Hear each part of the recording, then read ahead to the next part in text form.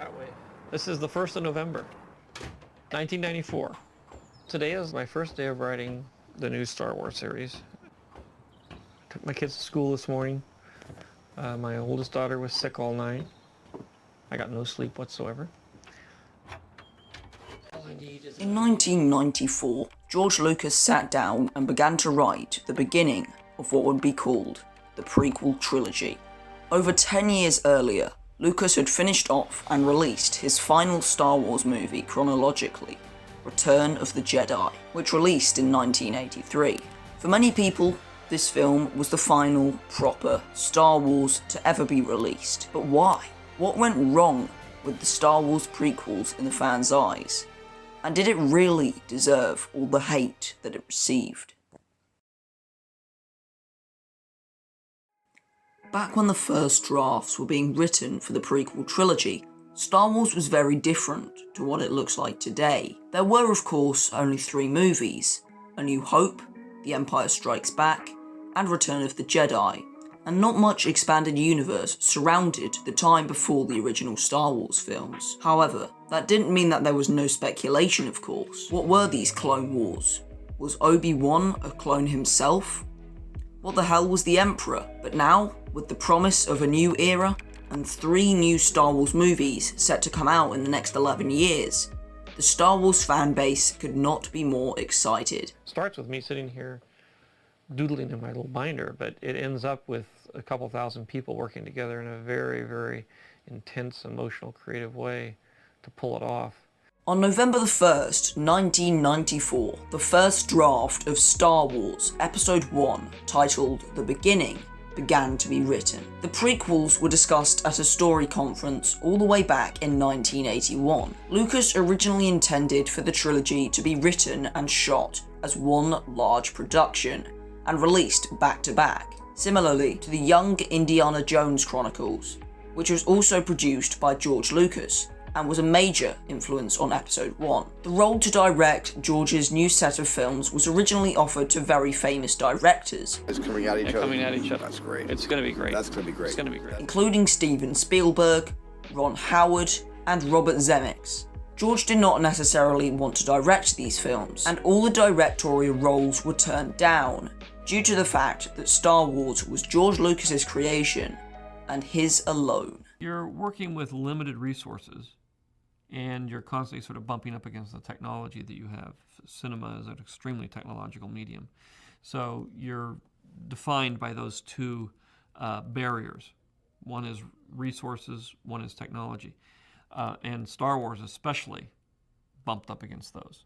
To keep the legacy of Star Wars alive, in 1997, George Lucas issued a theatrical re-release of the first 3 movies to the public. The 3 movies were shown from January through March, with a monthly break in between. But George Lucas wasn't satisfied. He took Star Wars from what was the best in 1977 to what is the best now in 1997. A New Hope was released on January the 31st, 1997, followed by The Empire Strikes Back on the February 21st, and Return of the Jedi was scheduled to premiere on March the 7th, 1997, but due to the box office success of the first 2, it was pushed to a week after The Empire Strikes Back, to the 14th of March.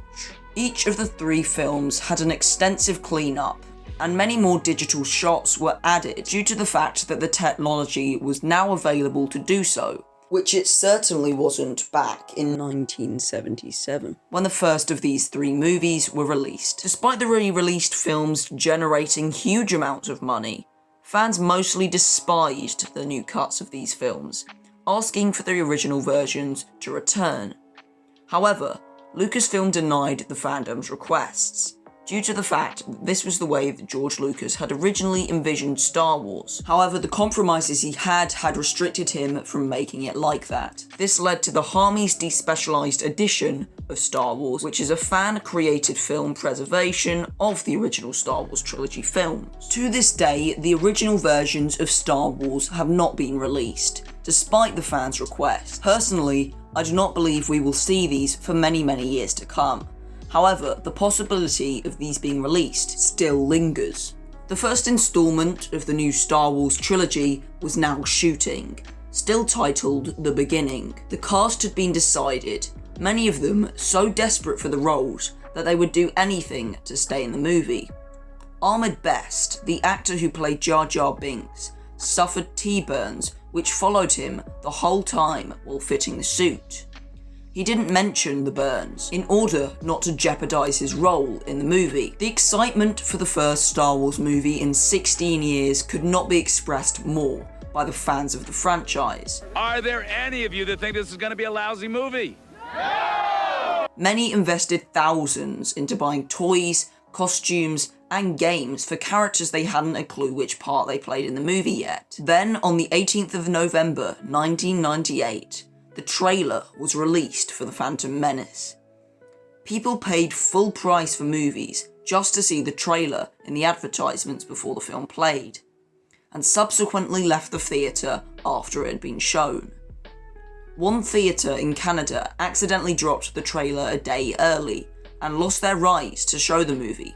This was no laughing matter. Fans camped out in line for weeks outside the theatre to get tickets for the movie. One fan, as early as the 30th of April, meaning they were waiting for 17 days to see the new film. And then, after 16 years, Star Wars: The Phantom Menace finally arrived.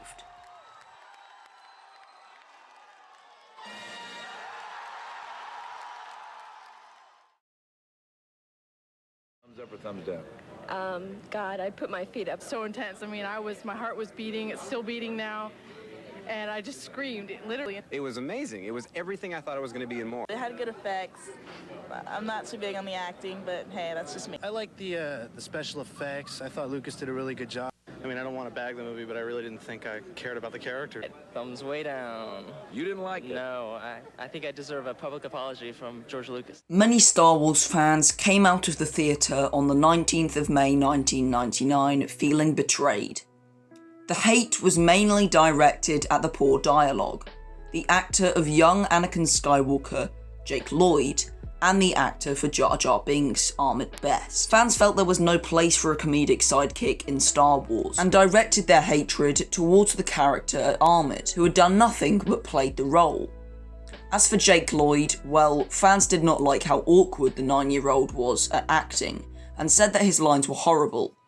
Unfortunately, this created a troubling next few years for the actors. Star Wars is one of the biggest franchises on the planet.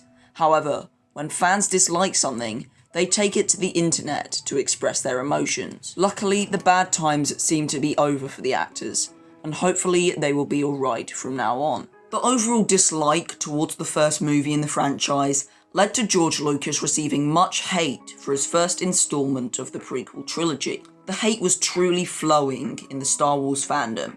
However, there was still hope. Star Wars Episode 2 was set to release in 3 years' time, and it couldn't possibly be worse than The Phantom Menace.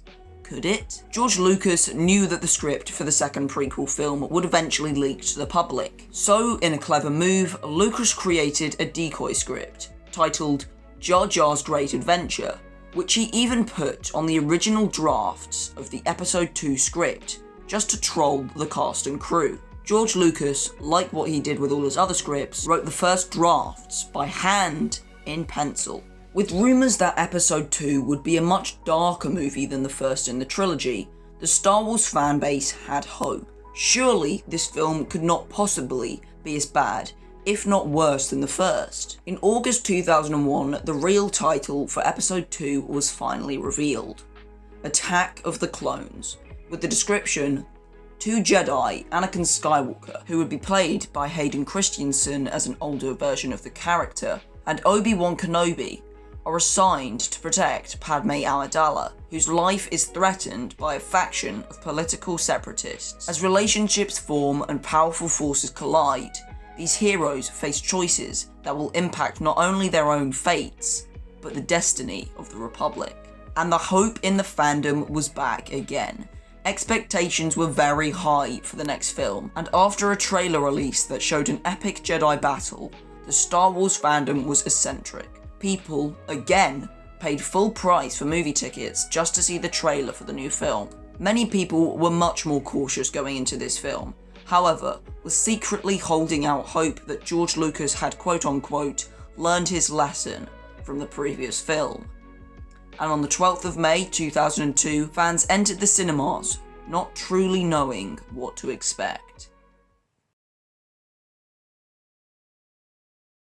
It was the best movie I've ever seen. Fans came out of the cinemas after seeing Attack of the Clones divided, some loving the film for its intense and epic final battle, however many also hating it for its cheesy romance scenes and its overuse of CGI. Many fans stated that the film was the worst one yet, with its again bad dialogue, which seemed to be a huge problem for the first two films in the Star Wars fandom's eyes, saying that they never intended to see this film again. However, many of the younger audience loved the film. It was the best movie I've ever seen. Craving more of the intense action scenes and epic lightsaber fights. As time passed since the release of the film, it seemed that the hate was growing even stronger, and as more and more fans crammed into the cinema to see the brand new Star Wars film, more and more of them came out divided. And now the fandom's final hope was Star Wars Episode 3. In 2003, fans were greeted with the 2D animated Star Wars Clone Wars, answering the over 20-year question of what the war actually was. The 2D Clone Wars was pretty well received. However, what fans were really waiting for was the next, and seemingly final installment of the Star Wars franchise. The fandom knew this one would be the darkest one so far. However, many people were still wary about the next film, due to the failure in their eyes of the last two. However, that did not mean that the fandom wasn't hyped. Star Wars Episode 3 was big news. Many people were speculating on how the third prequel installment would tie together the saga. The title for Star Wars Revenge of the Sith was finally revealed in July 2004.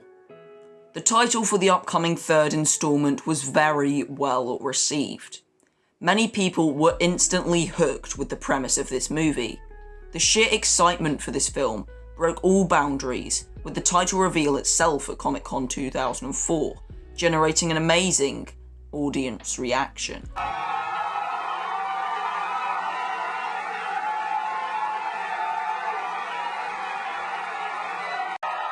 And this time George tells us he's going to keep revenge in the title. However, many were also cautious. Lucas couldn't possibly make the third mistake in a row, could he? The trailer for the third installment promised intense action, and the reveal of the return of Darth Vader, exciting fans intensely.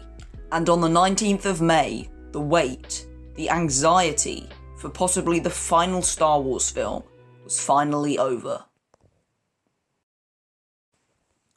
The Star Wars fandom was ecstatic. The new film was a great success in many of the fans' eyes, being most certainly the best of the new era. The fast and intense action scenes throughout the entire film were incredibly enjoyable, and any loose ends that connected this saga to the original were tied up. The reactions to Star Wars Revenge of the Sith were mostly positive.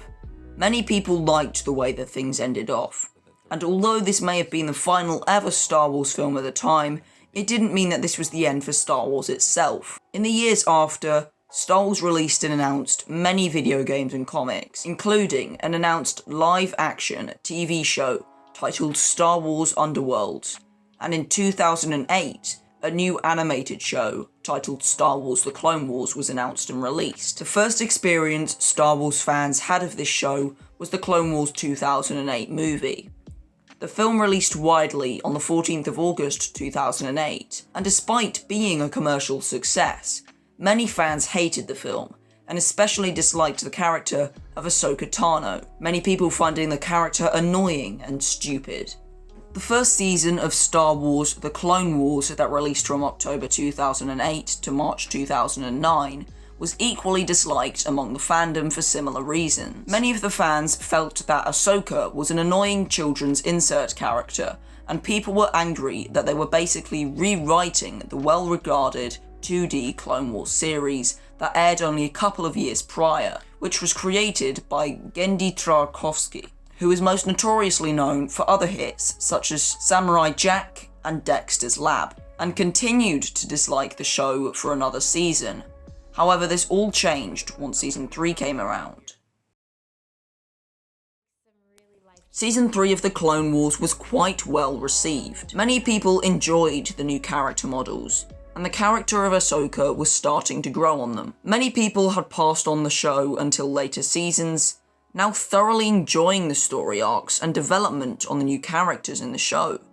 Eventually, as the seasons went on, more and more fans tuned in to see the episodes of the show, engaging more and more with the characters. In 2010, the announced Star Wars Underworld show was announced to be put on hold, even after 50 hours of footage had been shot. Test footage for the show would later be leaked to the public in 2020, 10 years later. However, the show still never released. As the years went by, the dislike towards George Lucas still stood around among some fans, and the man, the myth, the legend himself, George Lucas, still received much hate for his work on the prequel trilogy. George had been planning a sequel trilogy since 1976, however had cancelled the trilogy in 1981. As the years went by and the state of Star Wars became more and more uncertain, George Lucas was having thoughts about passing the reins of Star Wars onto someone else. And after a discussion with Bob Iger of Disney at Disneyland, George was given an offer he simply couldn't refuse. An escape from the madness and suffering that George experienced in his attempts to tell the story he always wanted to.